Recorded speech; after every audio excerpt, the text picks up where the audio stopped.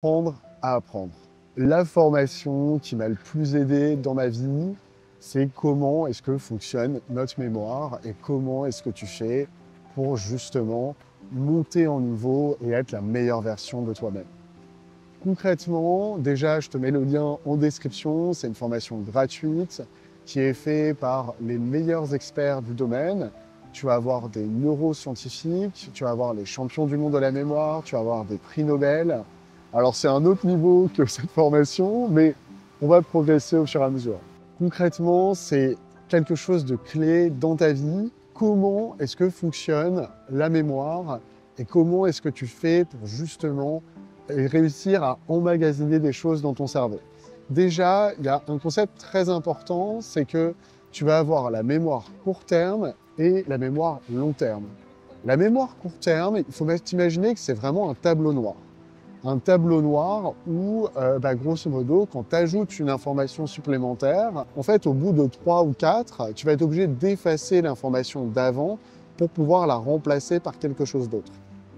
Et ça, c'est bien beau, et c'est ce qui fait que si jamais tu réfléchis à un examen et que tu travailles la veille, potentiellement, tu seras en mesure d'expliquer ce que tu as appris la veille.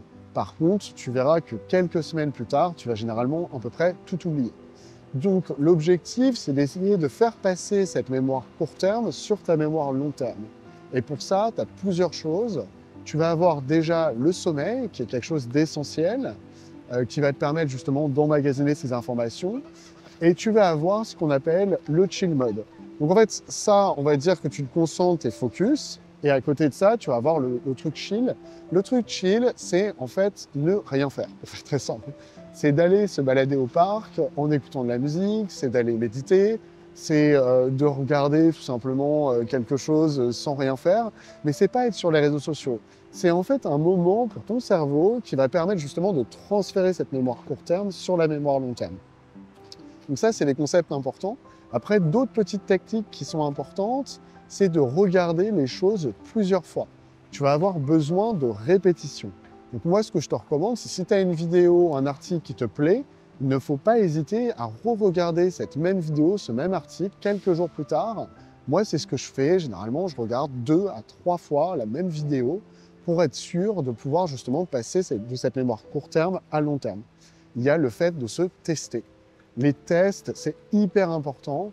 Alors, tu peux, par exemple, le lendemain matin, quand tu commences ta journée, te poser sur une page blanche et te dire « Qu'est-ce que j'ai appris la veille? Qu'est-ce que j'ai compris la veille ?» Pareil, dès que tu termines un article, « Ok, qu'est-ce que j'ai appris sur cet article ?»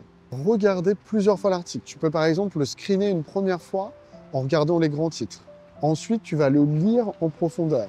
La deuxième fois ou la troisième fois que tu vas le regarder le lendemain, tu vas par exemple le lire, mais de manière un peu répétitive. Après, tu vas t'arrêter. Tu vas te dire, OK, qu'est-ce que j'ai retenu? Tu vas tester, tu vas noter les informations que tu as retenues. Et puis, par exemple, aller faire une petite balade derrière pour justement passer sur le chill mode. Voilà un peu quelques techniques qui vont t'aider à apprendre à apprendre. Il faut savoir qu'il y a une formation qui est extraordinaire que je mets en description. C'est une formation gratuite qui, moi, m'a permis de t'expliquer tout ça. Vraiment, n'hésite pas à la faire. Moi, ça m'a changé ma vie et ça changera probablement la tienne. Un autre concept qui est très intéressant, qui est le concept de palais de cristal. L'idée, c'est que historiquement, en fait, en tant qu'humain, on arrive très bien à mettre des objets dans un endroit et on va retenir en fait ces objets. C'était un moyen de survie. Il fallait retenir qu'il y avait un rocher, qu'il y avait ici une grotte, etc. Et donc, en fait, on a gardé cette logique. Et donc, une très bonne technique, si jamais tu apprends par exemple un nouveau mot en anglais, imaginons que tu apprennes le mot why, donc pourquoi, et ben, tu vas mettre le why et tu vas t'imaginer un objet. On va prendre un objet de la vie de tous les jours, j'en sais rien, ton portable, et ton portable, tu vas le mettre dans une pièce que tu connais très bien. Tu vas par exemple mettre ton portable dans le frigo. Donc t'imagines ton frigo, tu visualises ce frigo, tu mets ton portable à l'intérieur, alors pas physiquement bien sûr, mais du coup, et tu vas ancrer le mot why sur le portable dans le frigo. Et ça, c'est une très bonne manière de pouvoir justement mémoriser les choses. C'est ce qui permet aux champions du monde de la mémoire de pouvoir, par exemple, retenir énormément de mots et des suites de chiffres aussi, de plusieurs dizaines de chiffres. Je te remercie, j'espère que cette vidéo t'a plu.